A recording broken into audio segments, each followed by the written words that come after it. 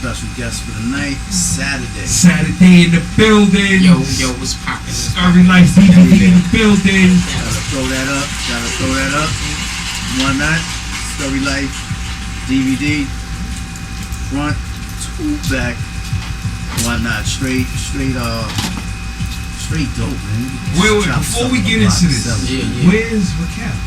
Yo, Raquel, man, she out there grinding, doing what she do. Yo, I love her blast and her tweets and Moscato Sundays. No doubt, definitely. She out there doing what she doing.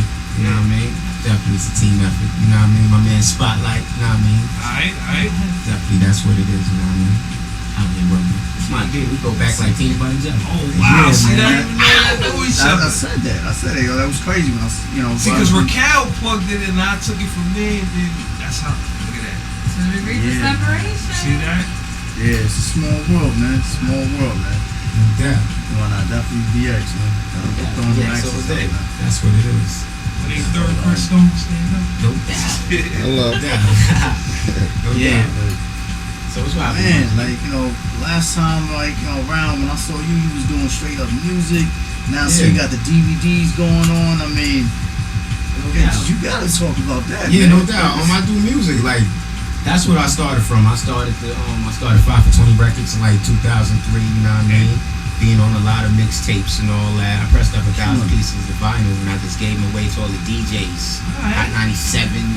All that Case Slade, enough. I just gave away the vinyl, you know what I mean? Created a crazy buzz, and then that's when it started. That mixtape scene, it just got crazy. A lot of drops, you know what I mean? Got offered a whole bunch of deals and all that. I ain't even gonna talk about no labels. I ain't gonna kick one of the rocks and all that. But anyway, you know what I mean? Yeah. I'm just doing my thing. I just feel like the best thing is independent, man. You gotta brand yourself, you know what I mean? So instead of just being an artist, I started out with Scurry Life DVD. I grabbed the camera, you know what I mean? I know a whole bunch of artists and a whole bunch of the record execs in the industry, you know what I mean? Me and Raquel put it together, man. Now we got one of the biggest DVDs in the street, man. Nationwide.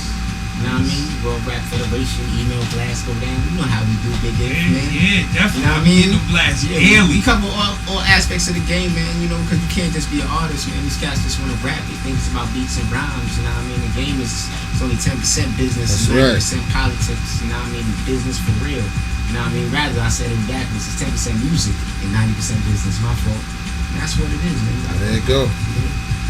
Yeah, that work, man. You know what I mean? And you've been doing that. I mean, you've been putting that work in, man. It's when your grind ethics is crazy. Ever since I've known you, you've definitely been going hard with this. Yeah, thank you. I appreciate it. Yeah, man. I mean, just see the transition from doing music as well as doing the DVD series, just a little hybrid thing you got going on. It's just phenomenal. So, how long have you been grinding with the with your DVD series? DVDs. You started the DVDs about 2006. You know what I mean? 2006. You know what I mean? Just popped off real serious. The first DVD had Floyd Mayweather, 20 Sunshine, Drag On. The Source picked it up and they just went crazy. That was nationwide. And after that, now the labels just called me, hey, you want to get an interview and hey, can you put us on the website? Because that's what it is. It's not just about rhymes. It's about business. You can't rhyme forever. So it's about branding yourself and making labels come to me. And that's what I wanted to do. Instead of going out there saying, hey, listen to my demo, you know what I mean?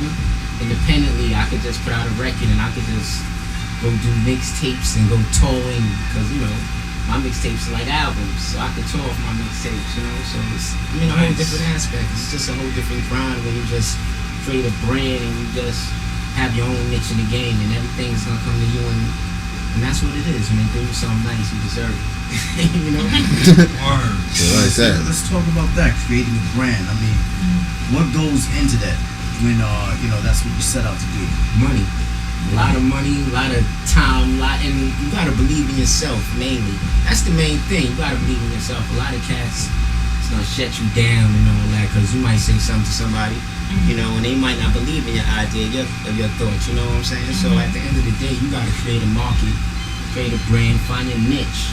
Once you do that, everything else is gonna follow because nobody's just gonna be like, hey, you could have it right then and there. You could give an idea to somebody, but once you put it on paper and get a proposal and you get a nice format, everything else will follow. And a brand is when you just put everything into one situation, and then you could just branch out and put everything. So I got Scurry Life DJ, I got Scurry Life Radio. You know what I mean? I got Scurry Life Films, like, you know, and that's what a brand is. It's not just one thing. You know, Sadaday, just the artist is a brand, you know what I'm saying? So you gotta create it so everybody could just, you know, fit in your format. Because once you put it together, it's no audience and everybody else will just, you know, stick together like glue, I guess, you know? That's what I think. Alright, so speaking of the brand, let's delve a little deeper into the whole Scurry Life movement. Yeah. For like viewers and listeners and those who are gonna watch the show on playback. Yeah. Like, what is Scurry Life? Like in layman's terms. Scurry Life. Well, I'm from Bronxdale Projects, you know that. Yeah, Scurry Life. sure. BX stand up. Scurry Life is a term, rather it's just scurry. I added the life. You know, scurry is a term that we stay in my hood. Like everything is a scurry. Like, hey, you're about to get in a scurry. You're about to hang out with that scurry. That's a girl. Hey, we about to scurry down the block. So I added the life, and that's just a fast life. So everything is a scurry life. So that's what I added to it. So I just wanted to put it like that, you know, add the life to it. So that's our life, Scurry Life. It was a projects thing, you know what I mean? So I just made it nationwide, and now I got, you know, half of the industry saying it. You know what I mean? And that's what it is.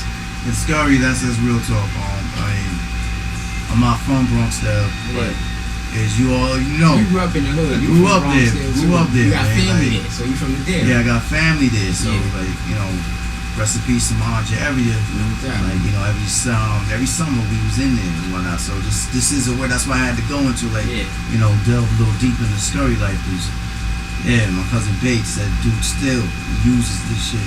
He up, Scurry Life. you know, That's be what it safe is. up there doing what you do out in where you doing it at. But That's right. yeah, he you know, he bring that slang with him too, the Scurry. So for up and coming artists or whatever, brand, whatever, like, you know, saying a word or phrase or whatever that goes down in your hood, is just like how this young man is doing it and whatnot, could become a brand That's within right. its own.